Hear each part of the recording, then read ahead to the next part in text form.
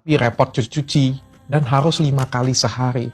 Apa masalahnya, Pak Pendeta? Saya nggak melihat ini sesuatu hal yang negatif ya. Soalnya kalau misalnya mencuci, membersihkan diri kan itu suatu hal yang positif ya, yang bagus ya. 5 kali sehari juga saya menganggapnya ini sesuatu hal yang positif, bagus. Berarti kita dalam satu hari 5 kali mengingat Tuhan. Ya. Menurut saya ini nilai plus, nilai positif dibandingkan mungkin beberapa saudara-saudara kita yang lain ya. Ini kita setiap saat kita mengingat Tuhan, menurut saya itu hal yang sangat positif. Apa masalahnya, Pak Pendeta? Ya, jadi memang tidak ada masalah gitu. Ketika saya bilang repot dan berat, itu sebetulnya gini, otokritik terhadap umat Kristiani. Kenapa umat Kristiani? Karena itu sebagai sebuah pelajaran yang keras gitu, bahwa satu, jamnya nggak boleh berubah, jamnya harus di situ. Dua, gayanya nggak boleh berubah gitu, ada aturan yang baku gitu. Tiga, kata-kata yang diucapkan harus dihafal gitu. Dan yang keempat, ada proses sebelum masuk ibadah, mencuci. Latar belakangnya, kebetulan saya ini tinggal di kampung.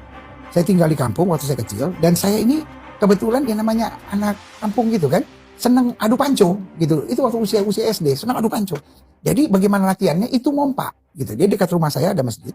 Jadi setiap kali jam-jam itu saya senang lari ke masjid untuk pompain orang-orang wudhu gitu.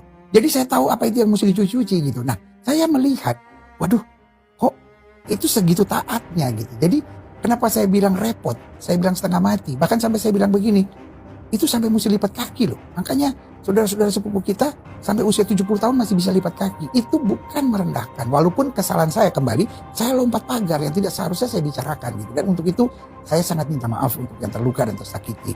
Tetapi itu otokritik untuk umat Kristiani, umat saya nih gitu. Kamu orang, makanya saya bilang, kamu orang dengan tenangnya doa, sambil lonjor kaki, main handphone, kadang-kala masih main game, kadang-kala apa itu namanya upload sesuatu gitu. Nah, kenapa itu otokritik? Untuk memberi peringatan kepada kita nih gitu.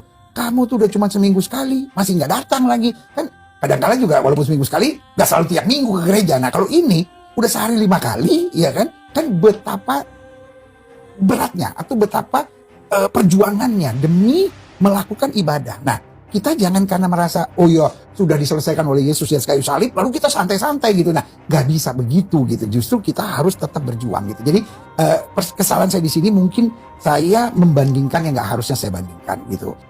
Assalamualaikum warahmatullahi wabarakatuh. Apa kabar Covizen semuanya? Semoga kita selalu dalam lindungan Allah Subhanahu Wa Taala. Jadi ini adalah obrolan antara Dr. Richard Lee dengan Pendeta Gilbert Lumoindong. Ya, jadi setelah dulu viral ketika dia mengejek orang Islam dengan sholat yang harus repot lah, yang kakinya ditekuk dan sebagainya. Ketika ditanya oleh Richard Lee kenapa melakukan seperti itu, baik, ternyata apa yang diakui oleh Gilbert itu cukup mengejutkan. Dia mengakui bahwa umat Islam itu disiplin. Dan anehnya Gilbert itu mengatakan Islam itu ibadahnya nggak bisa diotak-atik. Ada aturan-aturan baku yang gak bisa dibuat oleh siapapun. Aturannya langsung dari Tuhan. Jadi sebelum beribadah itu harus bersuci lah, harus berini dan lain sebagainya. Dia harus tepat waktu, tidak boleh kelewat waktu. Sehari 5 kali. Kemudian dalam menghadap Tuhan itu harus suci. Ada gerakan-gerakan yang itu langsung diajarkan oleh nabinya, tidak boleh dirubah-rubah oleh siapapun. Dan itu menjadi aturan baku, kedisiplinan di dalam ibadahnya Islam. Sedangkan orang Kristen itu sudah ibadahnya cuma seminggu sekali. Ketika mereka mendengarkan khutbah juga mereka mainan HP. Beda dengan orang Islam. Orang Islam itu ketika khotibnya khutbah, misalkan khutbah Jumat, itu kalau makmumnya, pendengarnya itu bermain-main atau tidak mendengarkan atau bahkan ngobrol, itu dianggap khutbahnya tidak mendapatkan pahala bagi dia gitu. Dianggap bahwa dia nggak mendapatkan pahala sholat Jumat kan gitu.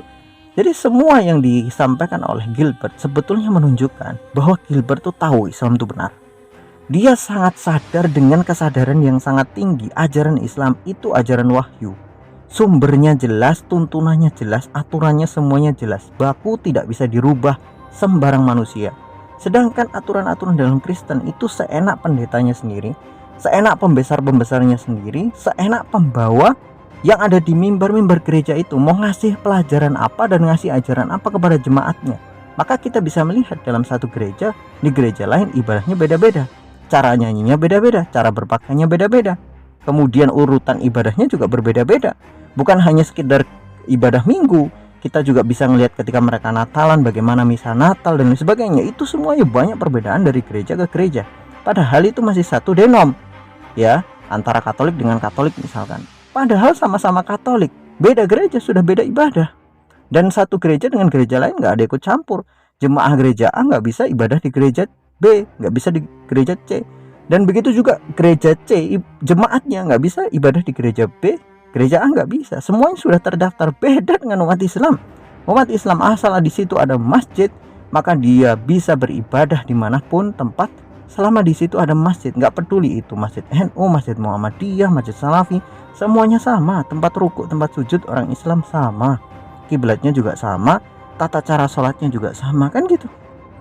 Itu aja. Jadi perbedaan yang sangat mencolok antara Islam dengan Kristen selalu disinggung oleh pendeta-pendetanya di setiap mimbar-mimbar gereja, menunjukkan bahwa Islam itu sudah sempurna. Kristen itu yang selalu beradaptasi dengan inovasi-inovasi terbaru oleh pendeta-pendetanya. Makanya semakin kesini, semakin kita melihat dalam gereja-gereja selalu ada perbedaan-perbedaan yang tidak pernah bisa disatukan dalam ajaran. Wallahu a'lam bishawab. Semoga bermanfaat.